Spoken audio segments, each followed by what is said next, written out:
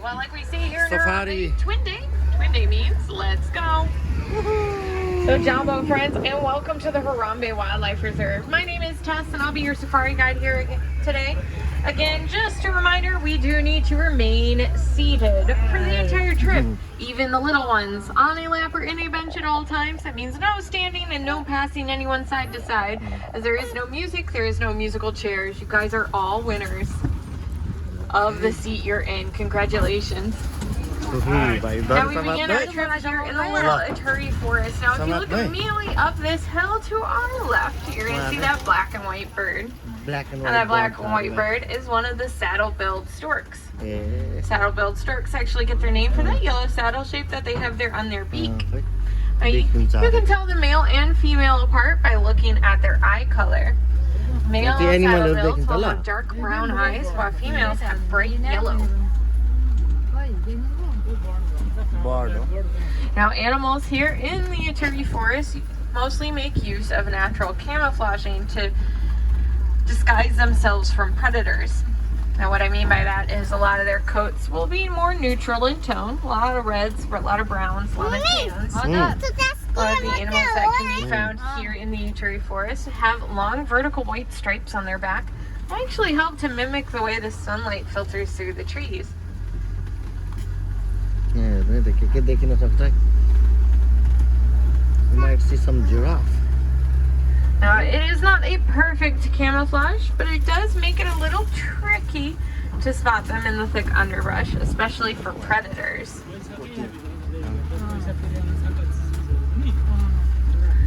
But it looks like they are very successful in their camouflage today. Well, we'll try our luck now at the Safi River. I think we might have some better luck. So as we head down to the Safi River, go ahead, keep your eyes out on that water line. You just may be able to spot a hippo or two. Hippo. Now hippos can sometimes be difficult to spot as they spend most of their time underwater. Hippo can hold their breath for up to 8 minutes at a time. In fact, it is not uncommon to catch hippos sleeping underwater as well. But just like how we breathe naturally in our sleep, a hippo will naturally float up to the surface anytime they need to catch a breath. Now these large white birds you see over to the right as well, those are some of the pink-backed pelicans. Pink-backed pelicans get their name for the pink color they turn during their mating season. In fact, during that time, male pelicans will start walking around with large sticks in their mouth, show off to the ladies that they can build a strong nest together. Over here behind the island, you'll see a small group of hippos. A group of hippos all together is called a bloat. So behind that island there, we have a floating bloat of hippos. Now hippos are excellent swimmers, but that does not mean they really like to do it. In fact, more often than not, instead of swimming, you'll catch hippos just walking along the bottom of the river here. They'll bob and float down there. Really, why swim if you don't have to, you know? Now our next animal is going to be a little easier to see, coming up in the next ravine, just before we cross the bridge. You'll look down here, you'll see the Nile crocodile. The Nile crocodiles can grow to be 16 feet long, making them the largest crocodilians in Africa. Just a reminder, even the little ones need to stay seated, please. This is not a good moment to be Simba.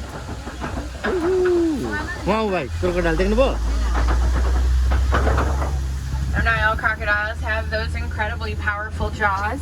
Those jaws come in handy when it comes to raising their young. See, parent crocodiles will take their eggs and roll them between their teeth. Doing so makes it a lot easier for their young to hatch.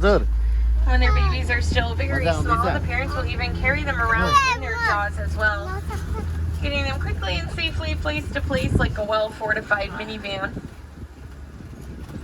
Now coming up here on our right-hand side, it looks like we're coming up to a baobab tree. A baobab tree is also known as an upside-down tree. Taking a look at it, it's a real head scratcher how it got that name. But a baobab tree will look like that for about 9 months of the year, doing so without its leaves to better conserve water there in the trunk. In fact, the trunk of a baobab tree is made of a spongy material. It actually helps it to hold thousands of gallons worth of water right there in the trunk itself. fact, many animals out here on the savannah know that if other water sources run a bit dry, they can always come out to a baobab tree as an additional source of water. Now coming down into the savannah, it looks like the first animal we're going to see is one of the big horned cattle over here on our right. This is one of the Ankole cattle. Now the Ankole cattle are also known as the Watusi cattle, named for the Watusi tribe that first domesticated them. In fact, these guys are going to be the only domesticated animals that you'll see out here on the reserve.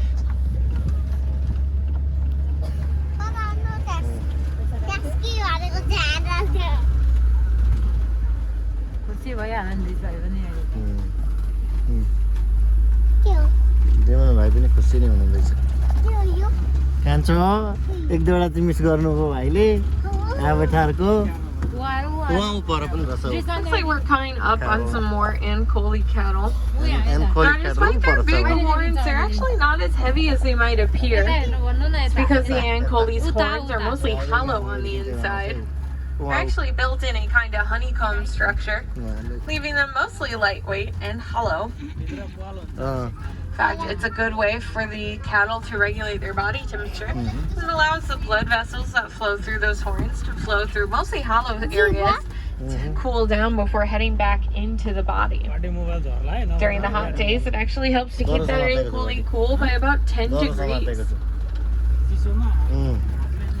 Now these mounds you see coming out of the ground to the left of the truck, those are the termite mounds. Termite mounds are as hard as concrete, but they're just made out of dung, spit, and dirt. In fact, many animals will use them as scratching posts out here, eventually wearing them down until they become a pretty convenient lookout stand for grazing animals.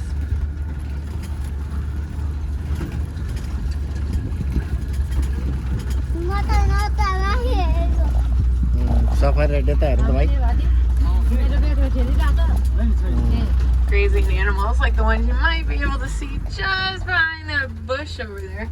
They're kind of small colored. They're not much taller than that bush. Looks like we got a better look at this one coming up here on our left. This is one of the springbok. Now springbok are the smallest type of antelope. They're also incredibly fast. They can hit top speeds of 50 to 60 miles per hour. That puts them just under what a cheetah can run.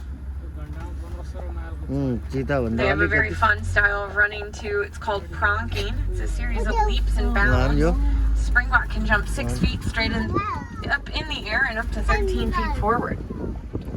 Over here on the right, these great animals you see here in this cluster of trees, these are the wildebeest. Now, wildebeest are some of the most densely migratory animals. They can actually migrate in herds as large as 1 million. Now, when they're traveling in herds that size and take off running across the savannah, sometimes they can kick up dust clouds so large that they're actually visible from space.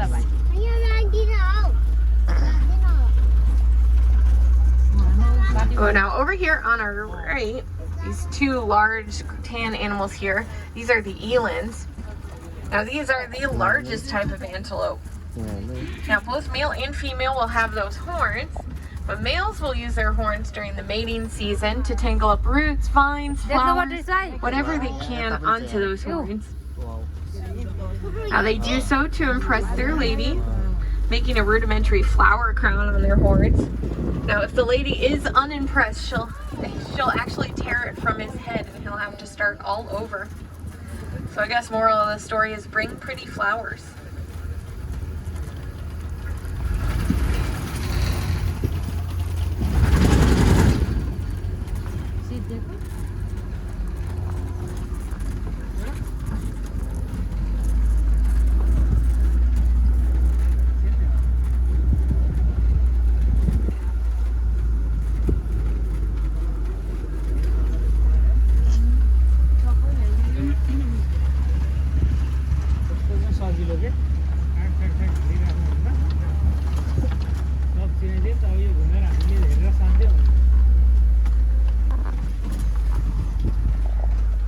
I have been getting some reports of elephants in the area, so hopefully as we continue down the road we'll be able to catch up to that group in no time.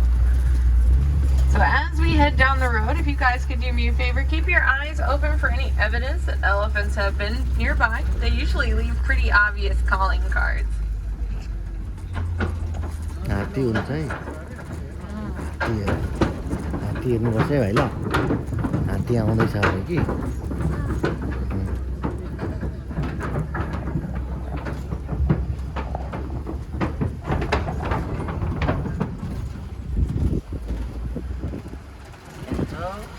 Looks like we are coming down to some red clay.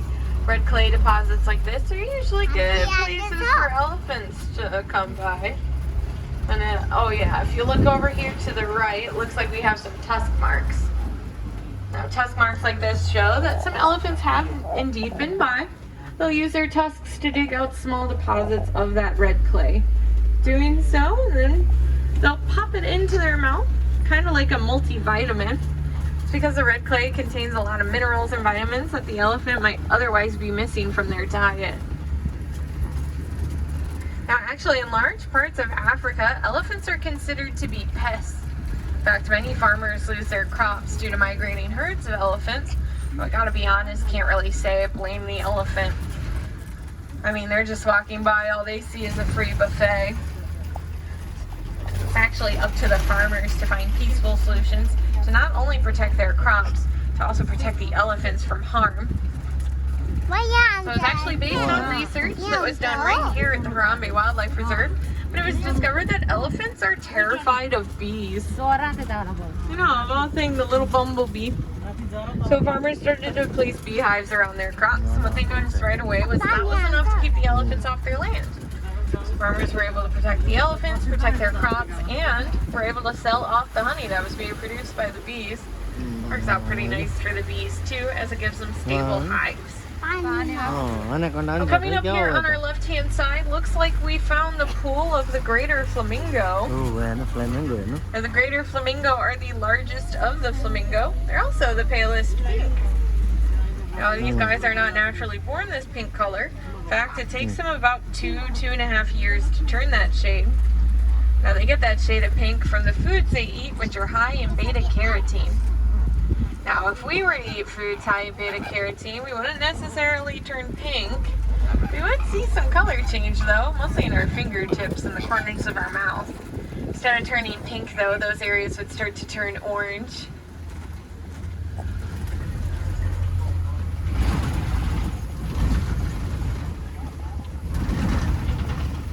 Alright, well, it looks like we've entered the coolest spot on the reserve. Now, I know it doesn't look like much, but over here to the left, you're going to see that mud pit. Mud pits are usually good places to try and see some animals with more sensitive skins. Animals like elephants and rhinos. Rhinos especially love to wallow in the mud to not only cool down, but to also coat their skin in that fine layer of mud, which will then in turn help protect themselves from the sun. That's because rhinos can get sunburned just like we can. Ooh, now coming down here on our left, it looks like we have some nice shady hills. Usually good places to spot some cheetahs. Oh, cheetah, right? Cheetahs are incredibly fast. They can hit top speeds of 60 to 70 miles per hour. Well, they can't hold these speeds for long. They're more of a sprinter. Once they reach those top speeds, though, they'll use that long tail of theirs like a rudder, helping them make sharp turns without losing their balance. A fun fact with cheetahs, they are the largest type of cat that still has the ability to purr. So a cheetah will purr just like your normal house cat, but unlike your house cat, a cheetah can't retract their claws. Their claws will remain fully extended, actually helping to give them better attraction as they run. Over here on our left-hand side, looks like we're coming up to this rock outcropping here. Rock outcroppings like this are called copies. Copies usually make good vantage points for large predators. It gives them good views over the savanna as well as a good base for their territory, allowing them to easily defend themselves. I'm sure you guys are familiar with the Lion King. You might recognize that Pride Rock itself is just a really fancy copy.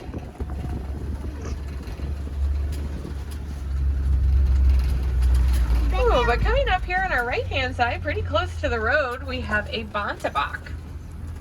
It's actually very lucky that we got to see this one here today, as you can really only find bontebaks on reserves like this throughout the world. In fact, they were nearly poached to extinction out in the wild. There was once when their population reached as low as 17. Over here to the left, on top of the ridge, you're going to see some water bucks. Now, water bucks excrete a smelly, greasy substance onto their skin. It actually helps to keep their fur waterproof. Over here to the left, you're going to see some burrows down low to the ground. Burrows like this usually make good homes for animals like warthogs.